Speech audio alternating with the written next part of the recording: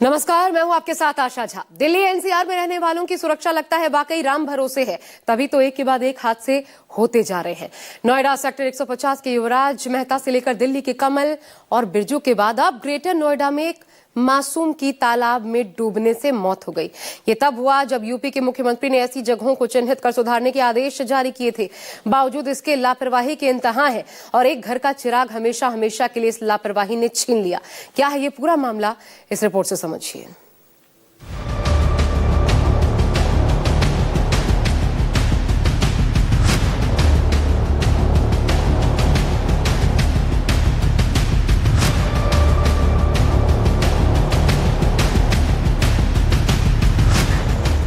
अगर आप दिल्ली एनसीआर में रहते हैं तो सावधान हो जाइए।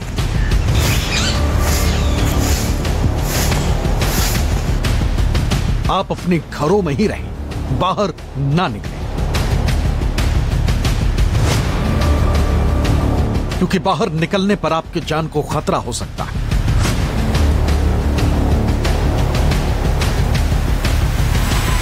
यहां आपकी सुरक्षा राम भरोसे है।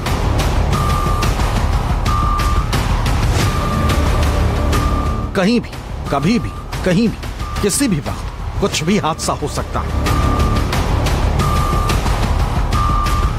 अगर आपको हमारी बात पर भरोसा नहीं हो रहा तो इसकी गवाही दे रही इन 3 तस्वीरों को देख लीजिए। पहली तस्वीर ग्रेटर नोएडा के सेक्टर 150 की, जहां घर लौट रहे युवराज मेहता की कार घने कोहरे के कारण पानी से भरे गड्ढे में जा गिरी थी। हादसे में उसकी मौत हो गई। दूसरी तस्वीर दिल्ली के जनकपुर इलाके की है, जहां जलबोट के गड्ढे में गिरकर कैलाशपुरी के कमल की मौत हो गई।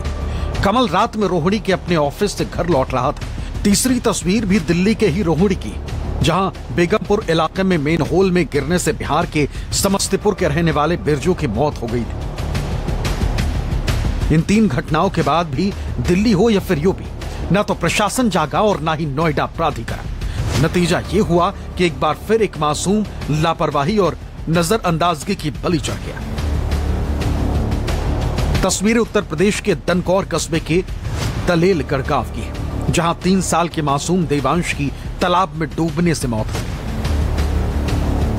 दरअसल देवांश की मां, जो दलेलगढ़ गांव की रहने वाली, वो अपने मासूम बेटे देवांश और बेटी के साथ सिकंदराबाद से मायके आई हुई। रविवार को घर के पास बने मंदिर में एक भंडारा चल रहा था, जिसमें वो भी बच्चों के साथ शामिल हुई। इस दौरान देवांश खेलते खेलते मंदिर के पास बने तालाब के करीब पहुंच गया। तभी उसका पैर फिसलने से वो तालाब में जा गिरा।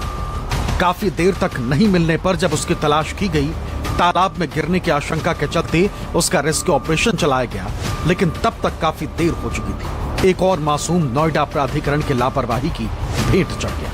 जैसे वो बच्चा आया, बच्चों के साथ खेलता हुआ या कैसे भी वहां से निकला, उसका यही पता नहीं किस समय में यहाँ नीचे गया जी। और कुल ही 10-15 मिनट में ही उसकी ढूंढ भी मच गई, उसको देख भी लिया और वहाँ जो उसकी टोपी जो चमकी, उस टोपी से उसकी पहचान हुई। और वहाँ से उसको जब निकाला और आते के साथ उसको तुरंत हॉस्पिटल लेके गए, लेकिन जहाँ उन्होंने डॉक्टरों ने से मृत घोषित कर दिया।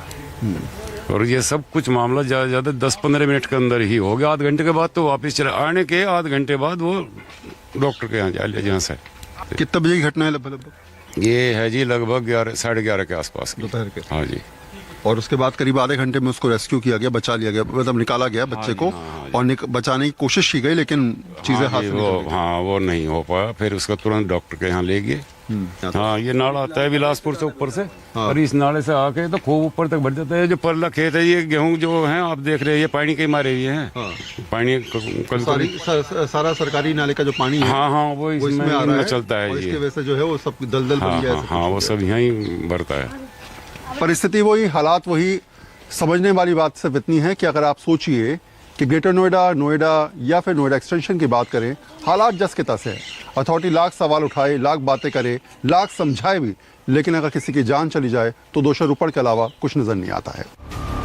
वैसे नोएडा प्राधिकरण सीएम के निर्देशों को भी गंभीरता से नहीं लेता, तभी तो यह हादसा हुआ।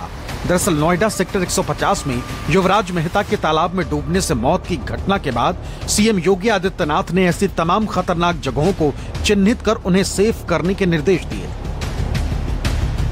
बावजूद इसके प्राधिकरण ने लापरवाही बरती और ये लापरवाही तब बरती गई जब मंदिर के किनारे बने इस तालाब को लेकर प्राधिकरण में शिकायत की जा चुकी थी। ये कंप्लेंट आपने कब डाली थी, कब ये हालात बने? सर मैंने ये कंप्लेंट 4 फरवरी 2026 में डाली थी। सेक्टर 150 युवराज की घटना को देखते हुए ये कंप्लेंट डाली थी कि लेकिन ग्रेटर नोएडा प्राधिकरण के अधिकारियों ने इसका संज्ञान नहीं लिया। संज्ञान न लेने का कारण तो प्राधिकरण बताएगा कि बार बार अगर हम कोई शिकायत करते हैं ना तो वैसे भी वो संज्ञान नहीं लेते। हम गांव के विकास के लिए भी अगर जाते हैं ना 23-24 की ये एप्लीकेशन है, इन पर कोई संज्ञान नहीं लिया, कुछ नहीं करते हैं। और हॉट स्पॉट योगी जी ने, प्रशासन ने हॉट स्पॉट चिन्हित करने के लिए आदेश दिया था, तो उसी को हमने देखते हुए हमने भी एप्लीकेशन लगाई कि हमारे यहाँ भी हॉट स्पॉट बने हुए हैं, इनका पानी की निकासी की जाए, इसमें मिट्टी का कार्य कराया जाए, नाली का काम कराया जाए, लेकिन प्राधिकरण ने नहीं सुनी। इसलिए सेक्टर 150 की घटना को देखते हुए आज दूसरा युवराज, हमने तो सोचा था कि युवराज दूसरी घटना ना घटे, लेकिन फिर घटना घट गई। ये आपने जो एप्लीकेशन लिखी है दिखा सकते हैं मुझे? यस। इस एप्लीकेशन में देखिए क्या लिखा हुआ है। सड़क किनारे अत्यंत गहरे जलभराव के कारण उत्पन्न जानलेवा स्थिति, स्पष्ट संदर्भ में तत्काल कार्रवाई कराए जाने हेतु ये जो एप्लीकेशन है वो दी गई है। इसमें बाकायदा लिखा गया है कि इसी जल जमाव वाले स्थान पर दुर्भाग्यपूर्ण घटना घटित हो सकती है, जो सीधे तौर पर पानी की गहराई अज्ञात होने और बैरिकेडिंग न होने तथा चेतावनी संकेतों के अभाव का परिणाम है। जैसे कि सेक्टर 150 में घटना हुई थी, वैसे हालात यहाँ भी बन सकते हैं। इसलिए कोशिश की जाए कि जल्द से जल्द इस जल भराव वाली स्थिति को खत्म किया जाए। सोचिए, पहले से अंदेशा था, पहले से लगभग लग रहा था कि कहीं ऐसा तो नहीं किसी दिन कोई जान इसमें चली जाए, और ऐसा हुआ भी। 3 साल के मासूम की जान चली गई, अथॉरिटी जहीं जागी। सुना आपने, देखा आपने, शिकायत किए जाने के बाद भी प्राधिकरण की नींद नहीं टूटी। जाहिर है अगर प्राधिकरण शिकायत पर गंभीरता से एक्शन लेता तो शायद देवांश जिंदा होता। अगर शिकायत मिलने पर तालाब किनारे बैरिकेडिंग कर दी जाती तो शायद यह हादसा नहीं होता। लेकिन ऐसा नहीं हुआ, और इसका नतीजा यह हुआ कि आज एक घर का चिराग हमेशा हमेशा के लिए बुझ गया। और अपनी इस लापरवाही पर प्राधिकरण किस तरह से पर्दा डाल रहा है, अब जरा आप वो भी सुन लीजिए। दिलेलगढ़ में कोई तालाब था, उसमें कोई बच्चा 3 साल का डूब के मर गया है, जिनकी मृत्यु हो गई है। इस संबंध में प्राधिकरण द्वारा तुरंत संज्ञान लिया गया और दिलेलगढ़ में वहाँ के वर्क सर्किल के सीनियर मैनेजर को भेजा गया। उन्होंने जाकर वहाँ जब सारी चीजें पता की तो पता चला कि ये खसरा संख्या 373 है, जिसके मालिक गंगाराम और धर्मवीर हैं, और उनके द्वारा उनका यह तालाब है, उनके उस पर उनका प्राइवेट उपयोग में लिया जा रहा है।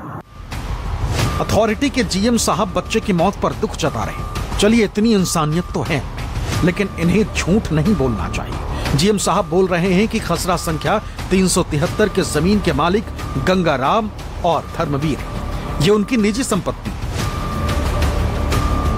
अब आप खसरा संख्या 373 के जमीन की हकीकत जान लीजिए। इस वक्त आपके सामने खसरा संख्या 373 के जमीन का ही कागज है, जिसमें ऊपर लिखा है भूलेख खतौनी राजस्व परिषद उत्तर प्रदेश। नीचे के कॉलम में खसरा संख्या 373 लिखा है, अगले कॉलम में नवीन पर्ती लिखा है। अब इस नवीन पर्ती का मतलब क्या होता है, हम आपको वो भी समझाते हैं। नवीन पर्ती मतलब रेवेन्यू रिकॉर्ड में ऐसी कृषि योग्य भूमि जो पिछले 1 से 5 साल से खाली छोड़ी गई, जिस पर खेती नहीं की जा रही। यह अस्थायी रूप से खेती से बाहर होती, लेकिन उर्वरता बढ़ाने के लिए इसे छोड़ा जाता है। नवीन पर्ती भूमि को सुधार कर फिर खेती की योग्य बनाया जा सकता है।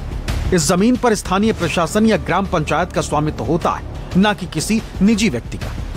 इस पर अवैध कब्जा होता है तो तहसीलदार के आदेश से इसे हटाया जा सकता है।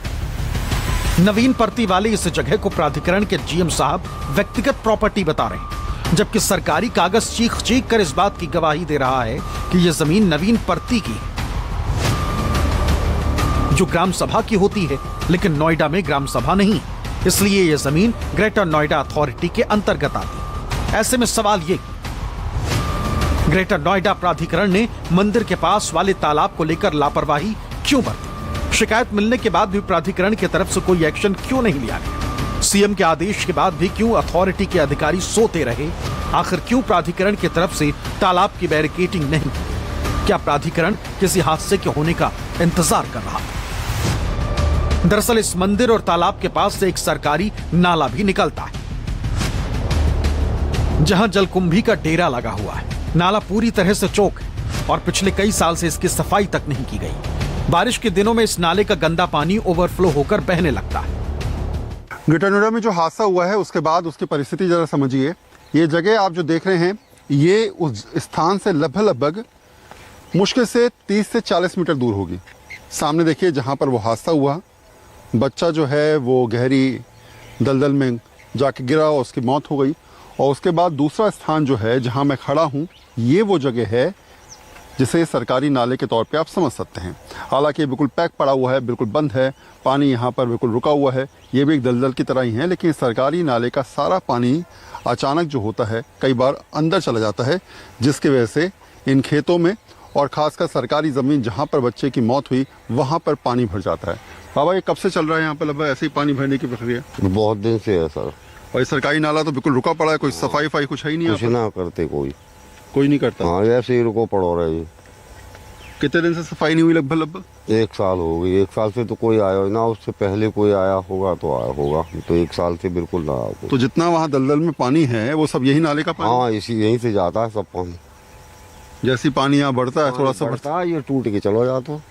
अब देखिए ना कोई बाढ़ बनाई गई है ना रोका गया है, जगह जगह छेद हो रखे हैं, यहीं से निकलने का रास्ता है। ज़रा सा पानी भरेगा तो ऐसे में सीधे निकासी के तौर पर ये उस दलदल में जाएगा जहां पर ये घटना हुई।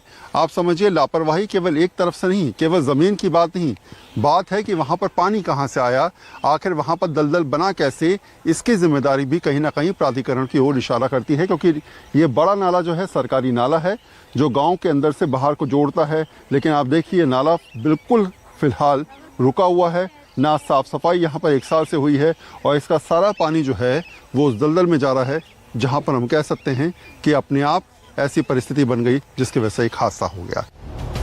उत्तर प्रदेश के ग्रेटर नोएडा के दनकौर कस्बे के दलेलगढ़ गांव में हुए देवांश की मौत ने एक बार फिर साबित कर दिया, प्रशासन और अथॉरिटी को आपकी जान की परवाह नहीं आपकी सुरक्षा, आपकी जान की जिम्मेदारी या सुरक्षा या तो आपके भरोसे है या फिर राम भरोसे। न्यूज़ 24 के लिए वरुण सिन्हा के साथ मोहम्मद यूसुफ की रिपोर्ट।